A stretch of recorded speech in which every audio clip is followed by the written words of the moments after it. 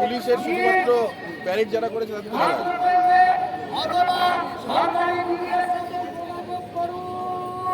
না চিঠি 13 জনের কোনো চিঠি আমি দিয়েছি না আমি আর কিছু বলিনি শুধুমাত্র প্যারেডটা আমি দিয়েছি হ্যাঁ হ্যাঁ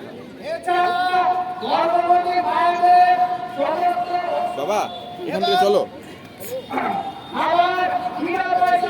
এখান থেকে দাঁড়ালে হবে না